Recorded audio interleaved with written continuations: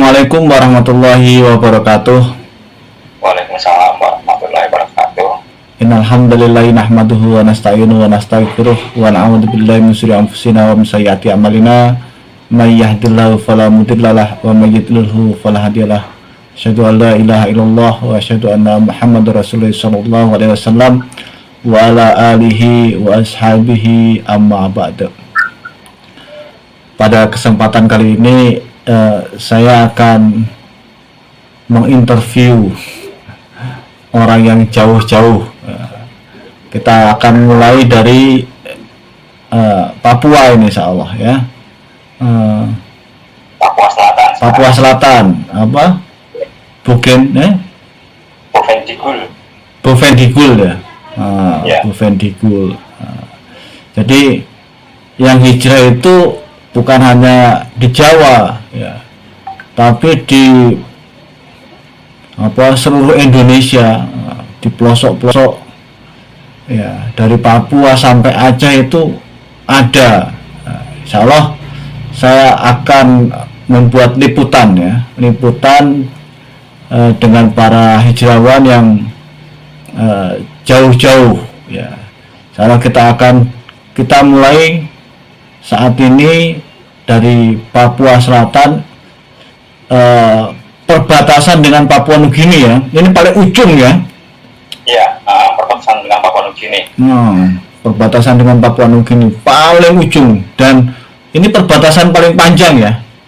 Iya. Papua Selatan. Panjang dengan Papua Nugini. Berapa kilometer? Jauh sekali mas. Enggak gitu. Wah, pokoknya jauh sekali lah ya. Oke, kita akan ngobrol dengan beliau ya. Nanti kita akan perkenalan. Oke ya. Assalamualaikum. Waalaikumsalam warahmatullahi wabarakatuh. Gimana kabarnya di Papua? Alhamdulillah baik Mas Agung. Sehat. Hujan ya? Ya, lagi gerimis.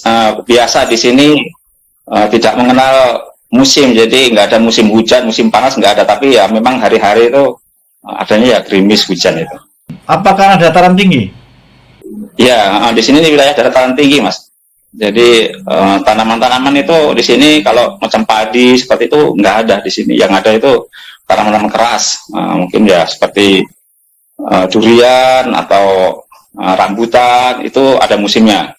Kalau seperti mangga itu nggak bisa tumbuh di sini, nggak bisa berbuah karena hujannya itu curahnya tinggi. Boleh perkenalan? Saya buka. Assalamualaikum warahmatullahi wabarakatuh. Perkenalkan, nama saya Edi Suparno. Saya lahir di Kota Sragen, Jawa Tengah. Tapi dari kecil kelas 1 SD itu saya sudah tinggal di Kabupaten Merauke, yang sekarang menjadi Provinsi Papua Selatan. Sampai saat ini saya masih di Papua Selatan, sekarang pindah domisili di Kabupaten Bovendigul, kotanya Tanah Merah. Tanah Merah ya. Itu ibu kota? Tanah Merah itu nama kotanya. Kalau kabupatennya namanya Bovendigul. Sudah dulu gimana? Waktu masuk LDI-nya itu gimana sejarahnya? Ya, saya masuk Islam Jamaah atau organisasinya namanya LDI itu tahun 1999. Berawal dari ya adik saya, karena adik saya itu sudah duluan masuk di LDI, kemudian saya itu istilahnya itu kepo, penasaran seperti apa pengajiannya itu di situ tuh seperti apa. Akhirnya ya saya mulai di situ tertarik dengan pengajiannya, dicekoki dengan dalil-dalil, tata cara sholat, wudhu dan semuanya itu langsung dari hadisnya, gitu. Tidak seperti kita hanya diberi petunjuk atau diajari begitu, tapi langsung itu dari hadisnya, himpunan itu. Di situ saya sangat tertarik karena dulunya saya tuh ya awam terhadap agama, walaupun sebetulnya saya tuh sebagai remaja masjid waktu itu saya di perusahaan Jarma Aro, Jayanti Group. Singkat cerita, saya karena apa istilahnya ingin mencari ilmu, jangka waktu sebentar, hanya beberapa bulan, saya langsung mengundurkan diri dari perusahaan itu, langsung mondok. Jadi tinggal ceritanya saya langsung mondok di Pondok Kacuk di Kebun Sari, Malang. Namun dengan berjalannya waktu, qadarullah, saya di pondok itu setelah berjalan 1 tahun saya sakit-sakitan, lumpuh mas. Saya jalannya itu susah, begitu berdiri itu susah, lumpuhnya itu lama sekali, ada lebih dari 4 bulan. Nah, kemudian saya pulang ke Sragen ya, menemui orang tua saya karena sudah sangat lama tidak ketemu. Itu saya pulang ke Sragen, alhamdulillah saya berobat, terus ya sedikit demi sedikit sudah bisa berjalan, akhirnya sembuh total. Saya kembali ke Malang, saya mengambil barang-barang semua, saya langsung ikut pentas Kian Asad. Ya saya ikut Kian Asad gelombang 52. Itu pas tahun 2001. Nah, alhamdulillah ya waktu itu ya langsung jadi pendekar Asad, terus pulang ke Merauke, ngajar Asad di waktu itu masih desa, di Merauke masih desa, yang ngajar Asad di Merauke seperti itu. Itu tahun berapa itu? Masih 2001? Tahun 2001 itu saya sudah pulang ke Merauke, Mas. Di Merauke saya tinggal di kakak saya. Nah di situ saya ngajar Asad di desa Merauke. Nah itu sampai seminggu itu bisa 2 kali. Jadi saya ngajar itu di grupnya, karena pengikutnya itu banyak sekali yang istilahnya mereka itu penasaran dengan Asad ini. Jadi untuk anak muda itu sendiri, untuk orang tua sendiri. Jadi seperti itu. Terus sampean dakwaan terakhir di itu apa? Saya sekarang di kelompok Tanah Merah ini, saya dakwaan terakhir itu jadi KU kelompok, jadi agensia, jadi tim pembangunan, pelatih Asad maupun tim olahraga. Wah, banyak ya. Itu Bovendigul apa namanya? Kelompok itu berapa kakak itu satu kelompok? Waktu masih saya aktif itu agak lumayan banyak, ada sekitar mungkin 8 keluarga. Dikit ya? Ya, karena banyak yang bujang-bujang merantau di sini mas, jadi yang keluarga tinggal tetap itu sedikit. Itu kebanyakan merantau dari apa tuh, kerja apa? Ada yang tugasan, misalnya kayak ada mungkin anggota TNI begitu, ada yang istilahnya jualan, datang dari Jawa merantau ke sini seperti itu. Jadi mereka datang itu tidak membawa keluarga, tapi mungkin ada yang cuman anak-anaknya sendiri atau mungkin bapaknya sendiri begitu. Sampai sendiri pindah ke Bovendigul tuh kapan? Dari Merauke ke Bovendigul? Jadi saya masuk ke Kabupaten Bovendigul itu tahun 2006. Waktu itu belum ada jemaah LDI di sini, dan saya itu orang pertama di sini yang kemudian tahun 2009 itu dibikin kelompok, walaupun hanya ada sekitar mungkin 3 keluarga waktu itu. Itu sampai apa? Kalau daerahan gimana itu? Bovendigul ke Merauke? Daerahnya waktu itu masih ke Jayapura mas. Oh, ke Jayapura? Masih desa, iya. Itu gimana? Atau sampai kalau ke sambung desa gitu? Desanya saya biasanya ke Merauke kalau ngambil tag itu, sedangkan orang Merauke itu utusan nanti ke Jayapura naik pesawat. Enggak, sampai dari Bovendigul ke Merauke itu gimana perjalanan? Oh itu waktu awal-awal dibikin kelompok itu ya sangat jauh mas, karena dari Bovendigul ke desa Merauke itu perjalanan bisa sampai 3 hari. Masya Allah. 3 hari. perjuangan fisabilillah. Ya, biasa Mas, melakukan saya tuh tidur di jalan dengan kondisi lapar karena banjir atau di situ jalannya kan lumpur, macet. Nah, jadi tidurnya tuh di hutan, bukan tidur di ini. Itu perjuangan sampean saat di LDI ya? Iya, betul Mas. Itu tiap bulan itu? Tiap bulan ada utusan ke Merauke itu. Kita gantian, biasanya dua orang. Itu dalam satu perjalanan 3 hari atau pulang pergi 3 hari? Satu perjalanan Mas, kalau pulang pergi bisa 5 hari lebih, 6 hari karena sampai iya minggu. Karena jarak tempuhnya itu sekitar 425 kilo. Dan jalannya masih jelek ya? Jalannya masih jelek waktu itu, transportasi kendaraan mobil belum bisa, semuanya pakai kendaraan roda 2. Nah, itu pakai motor sendiri atau ojek? Waktu itu belum ada motor sabilillah, jadi saya pakai motor sendiri. Motor saya sendiri, belum ada motor sabilillah, belum ada. Itu berarti sampai bawa perbekalan untuk 3 hari atau seminggu? Biasanya kita di jalan itu ya, namanya orang dalam satu perjalanan itu ada aja lah. Orang itu baik kalau di sini ketemu di jalan. Nah, saya biasa minat tuh di pos trap. Jadi di situ kita misalnya bermalam di situ, ya apa saja yang di situ bisa dimakan ya mereka mempersilahkan. Mungkin biasanya itu kasih super mie, Mas silahkan makan super mie daripada lapar lah. Masak super mie di situ. Mereka itu baik-baik sama orang-orang itu perjalanan itu. Oke, sekarang coba sampai cerita tentang hijrah sampean dari LDI. Alhamdulillah, sekarang saya sudah hijrah dari LDI. Itu semua berawal dari tahun 2020. Nah, ketika itu tahun 2020 itu sinyal internet di Kabupaten Bovendigul ini 4G itu mulai masuk. Jadi kita itu sudah mulai bisa menggunakan media sosial dengan baik. Akhirnya saya sedikit-sedikit mulai membuka media sosial, terutama itu ya di Facebook. Akhirnya tahu perdebatan antara mantan LDI dengan yang masih aktif di LDI.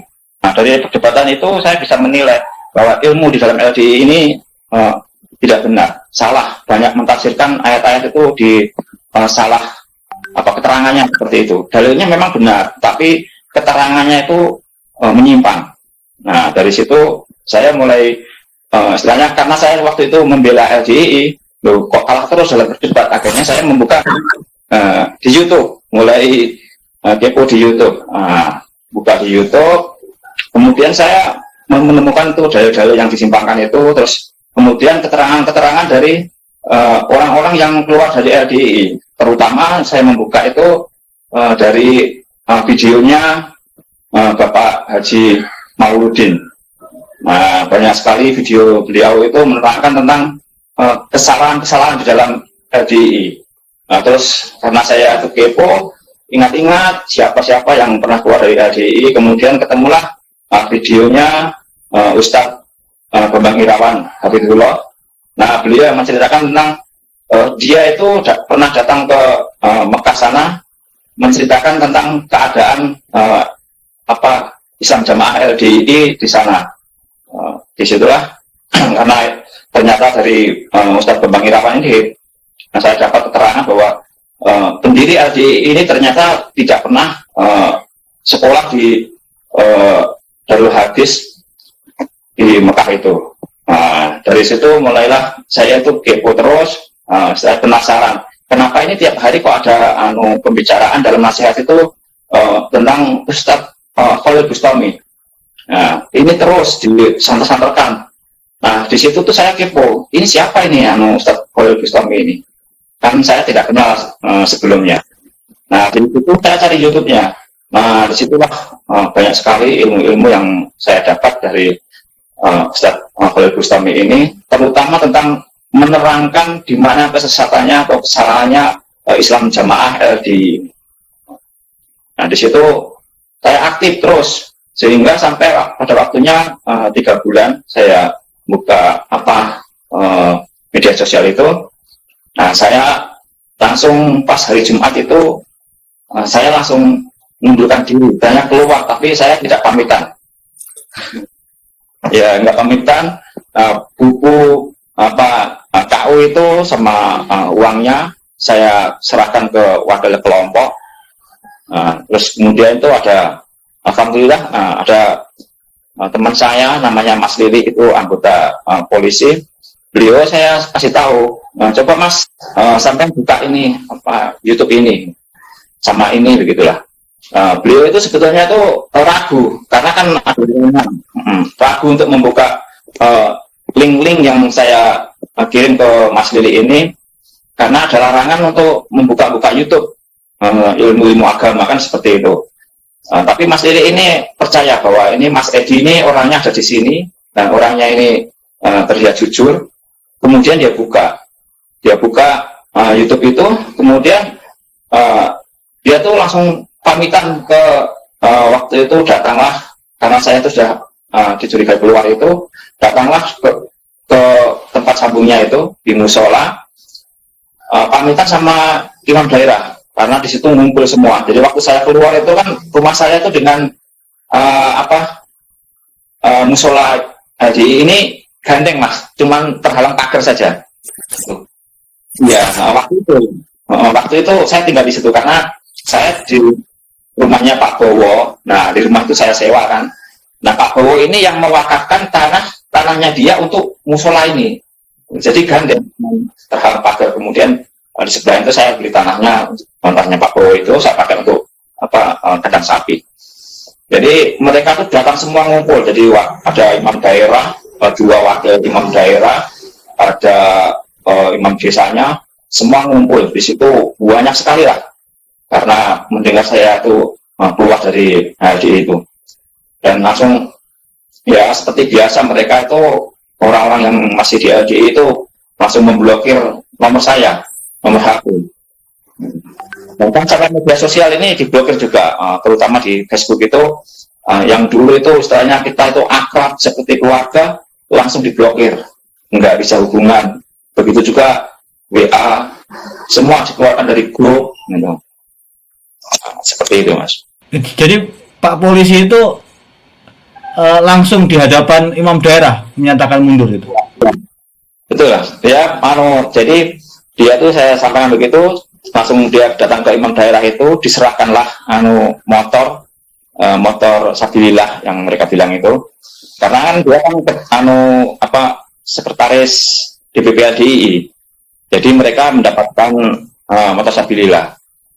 Jadi serahkan langsung pamitan. Nah, sebelum pamitan itu sebetulnya imam kelompok ini sempat menghubungi Mas Lili. Jadi sebelum dia datang pamitan ke Pak Imam Daerah, Mas Lili ini didatangi imam kelompok itu.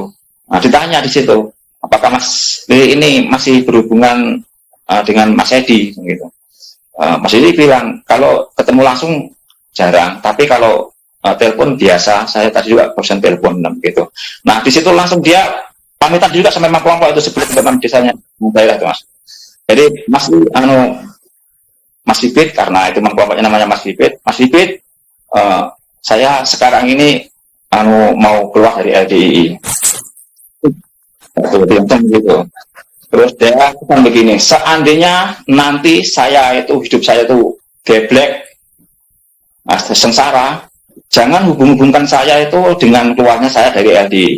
Dia bilang seperti itu misalnya. Lah, itu tahun berapa itu kejadian itu sampai?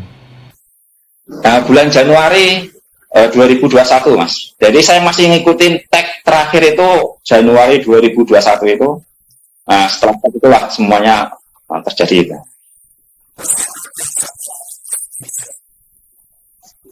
Ya, alhamdulillah saya setelah hijrah itu kan saya namanya di situ orang di dulu sholatnya itu hanya di situ terus, nggak pernah kemana-mana.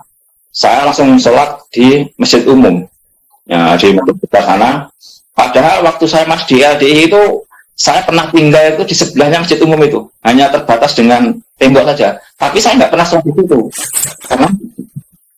karena kepahaman saya di LDI itu yang selalu didoktrinkan bahwa selain kita Islam Jamaah LDI ini kafir. Jadi sholat ngikutin orang luar itu nanti tidak sah. Gitu. Jadi saya nggak mau ikut ke masjid besar itu, nggak mau. Padahal gandeng itu, gandeng dengan rumah yang saya tinggal itu. Terus apa sampean dakwah ke saudara-saudara atau ke yang lain?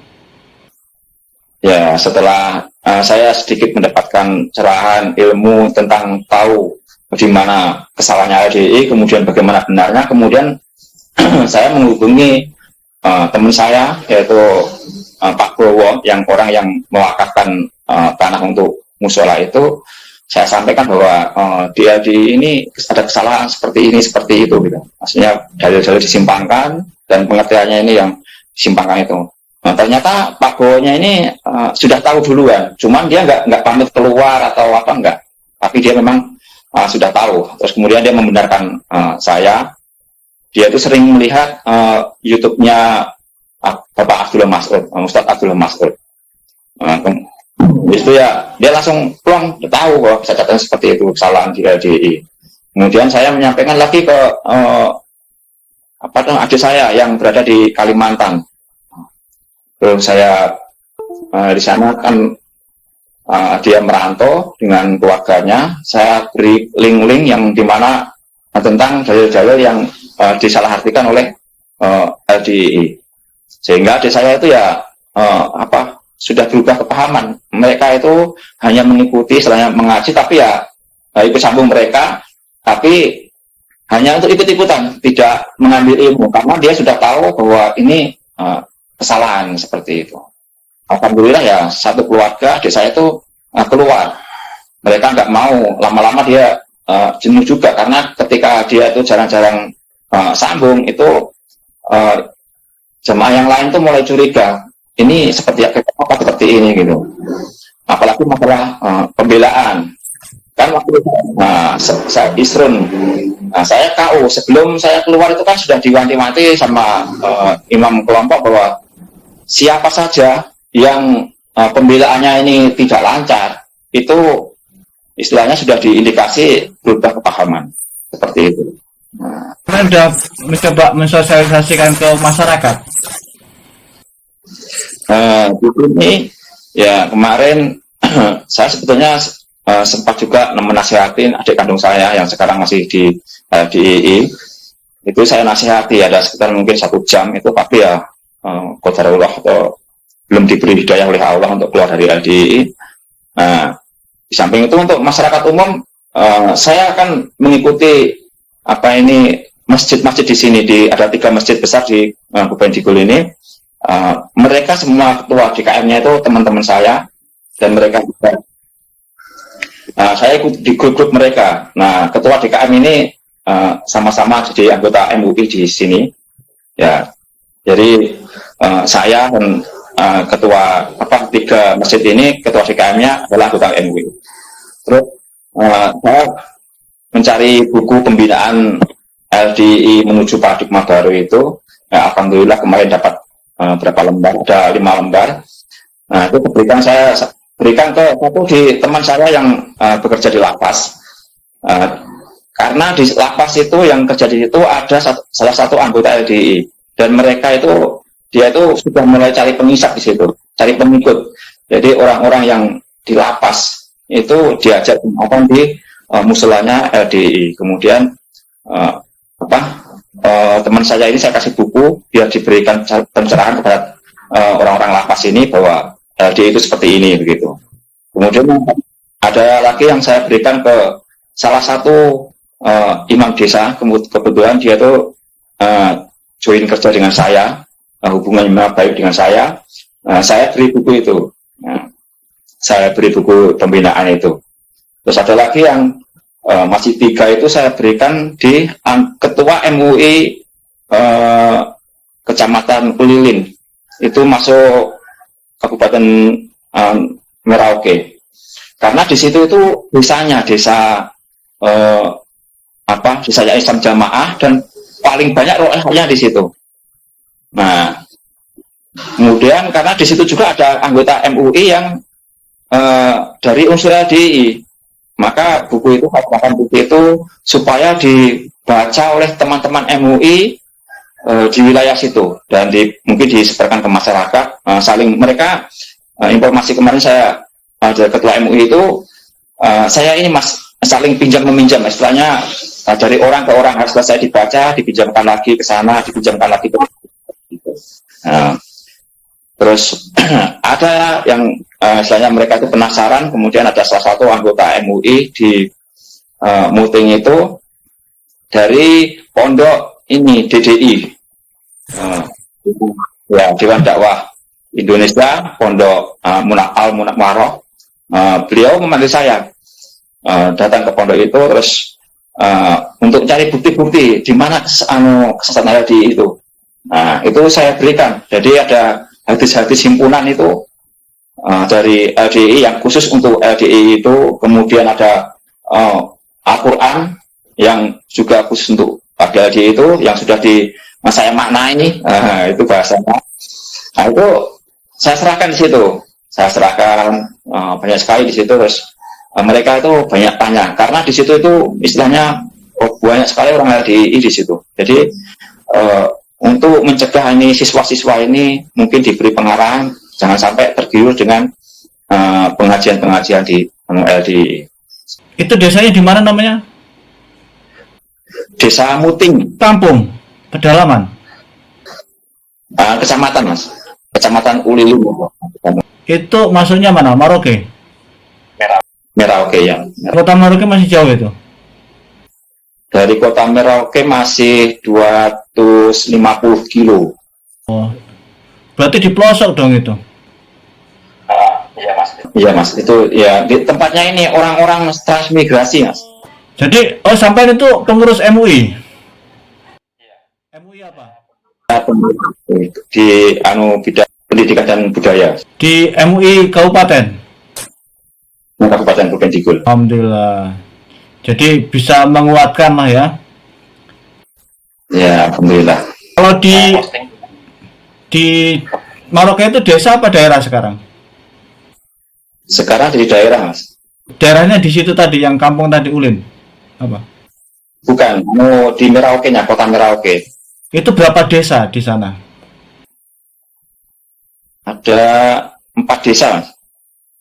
Jadi ada desa Muting, terus desa Mopah, desa Muli, sama desa Pelabuhan. Berapa jauh? Yang paling jauh itu berapa kilo ke daerah itu? Ya di Provinsi ini Mas. Itu berapa jiwa sih sekitaran? Kalau saya pengen tahu untuk Merauke gitu, total terakhir sampai tahu nggak kira-kira?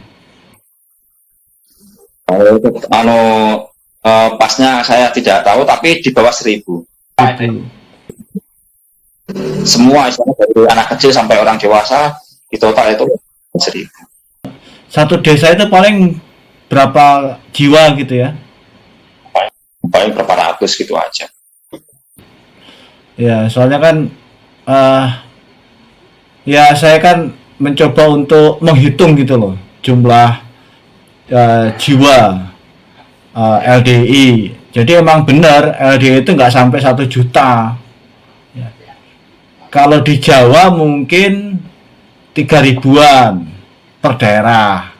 Tapi di luar Jawa itu kemungkinan 1.000 ke bawah gitu ya. Terus ada perlakuan khusus nggak waktu setelah hijrah dari pengurus LDI atau gimana? Kalau dari keseharian, jadi waktu saya keluar dari LDI ini, saya waktu itu punya warung satu, itu saya bawa karyawan itu, suami istri itu dari Lampung, jadi mau balik. Dulu pernah tugas di sini, nggak sampai selesai, dia menikah di Lampung sana, akhirnya terus saya ajak ke sini kerja. Tapi karena saya keluar dari LDI, ya dia langsung cari alasan untuk keluar. Padahal kontraknya belum selesai, karena kontraknya kan 2 tahun, ini baru 1 tahun dia sudah keluar. Oh iya ya.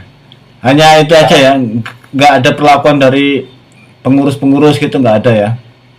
Nggak ada Nggak ada Mas. Mereka di sini kalau yang seperti itu ya masih ada yang baik dengan saya. Biasa lah. Istilahnya kalau hubungan sosial biasa. Ini ada yang dulu pernah jadi karyawan saya, itu ya masih sambil kerja di rumah.